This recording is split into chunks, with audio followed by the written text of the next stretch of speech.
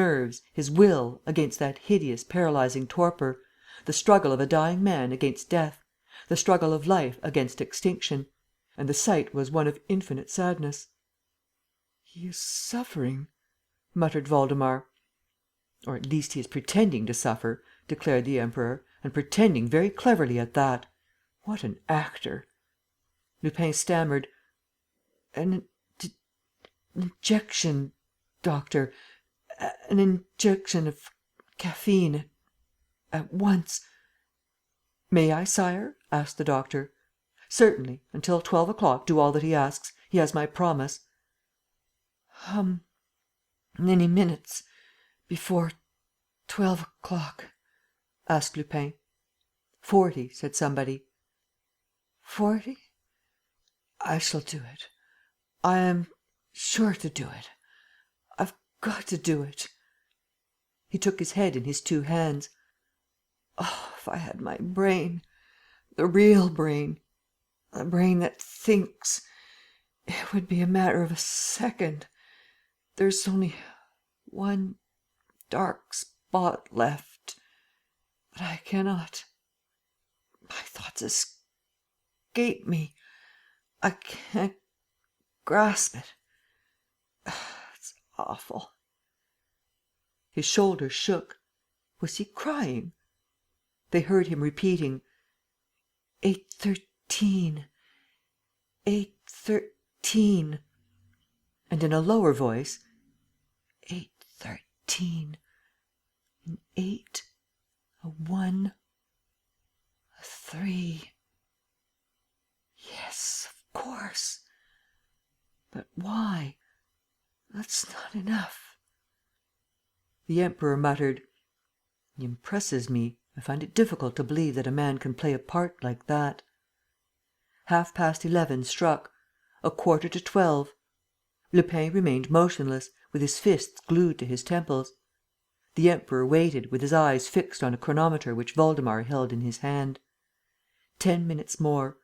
5 minutes more. "Is the car there, Waldemar? Are your men ready?" "Yes, Sire."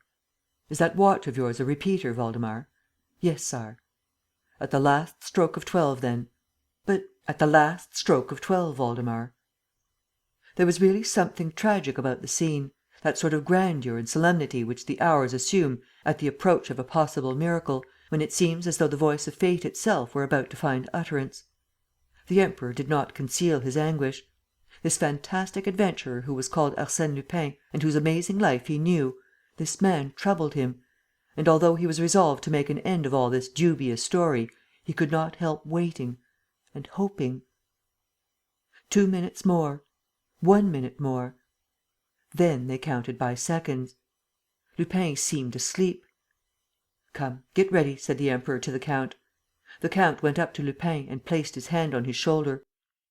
The silvery chime of the repeater quivered and struck: 1, 2, 3, 4, 5. "Waldemar, old chap, pull the weights of the old clock." A moment of stupefaction.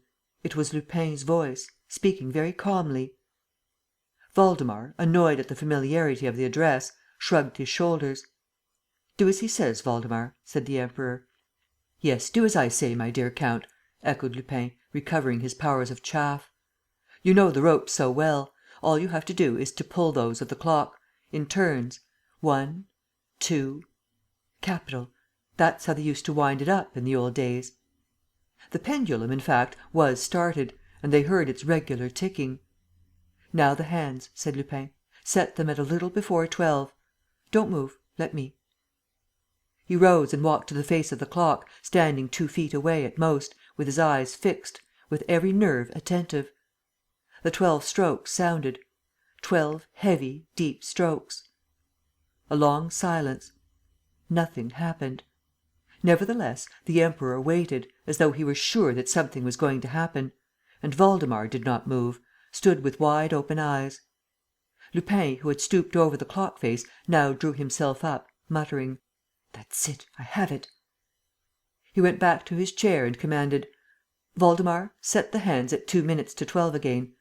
Oh, no, old chap, not backwards, the way the hands go. Yes, I know it will take rather long, but it can't be helped." All the hours struck and the half hours, up to 11:30. "Listen, Waldemar," said Lupin. And he spoke seriously, without jesting, as though himself excited and anxious. "Listen, Waldemar. Do you see on the face of the clock a little round dot marking the first hour? That dot is loose, isn't it? Put the forefinger of your left hand on it and press. Good. Do the same with your thumb on the dot marking the third hour. Good. With your right hand, push in the dot at the eighth hour.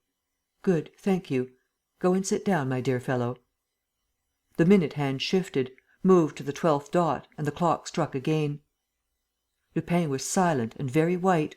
The 12 strokes rang out in silence. At the 12th stroke, there was a sound as of a spring being set free. The clock stopped dead. The pendulum ceased swinging. And suddenly, the bronze ornament representing a ram's head, which crowned the dial, fell forwards, uncovering a sort of little recess cut out of the stone wall. In this recess was a chased silver casket. Lupin took it and carried it to the Emperor. "Would Your Imperial Majesty be so good as to open it yourself?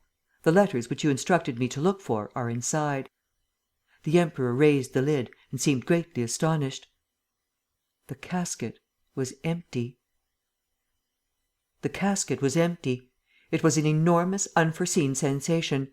After the success of the calculation made by Lupin, after the ingenious discovery of the secret of the clock, the Emperor, who had no doubt left as to the ultimate success, appeared utterly confounded. Opposite him was Lupin, pallid and wan, with drawn jaws and bloodshot eyes, gnashing his teeth with rage and impotent hate. He wiped the perspiration from his forehead, then snatched up the casket, turned it over, examined it, as though he hoped to find a false bottom. At last, for greater certainty, in a fit of fury, he crushed it with an irresistible grip. That relieved him. He breathed more easily. The Emperor said: "Who has done this?" "Still the same man, Sire, the one who is following the same road as I and pursuing the same aim: Mr. Kesselbach's murderer." "When?" "Last night." "Ah, Sire, why did you not leave me free when I came out of prison? Had I been free, I should have come here without losing an hour. I should have arrived before him. I should have given Isilda money before he did. I should have read Malreich, the old French servant's diary, before he did." "So you think that it was through the revelations in the diary?" "Why, yes, Sire. He had time to read them and, lurking I don't know where, kept informed of all our movements by I don't know whom, he put me to sleep last night in order to get rid of me." "But the palace was guarded." "Guarded by your soldiers, Sire. Does that count with a man like him? Besides, I have no doubt that Waldemar concentrated his search upon the outbuildings, thus thinning the posts in the palace." "But the sound of the clock, those 12 strokes in the night?" "It was mere child's play, Sire, mere child's play to him, to prevent the clock from striking. All this seems very impossible to my mind.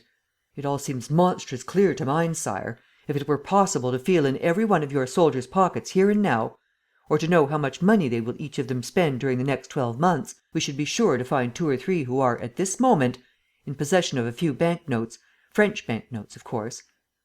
"Oh!" protested Waldemar. "But yes, my dear count, it is a question of price; and that makes no difference to him. If he wished, I am sure that you yourself—" The Emperor, wrapped up in his own thoughts, was not listening.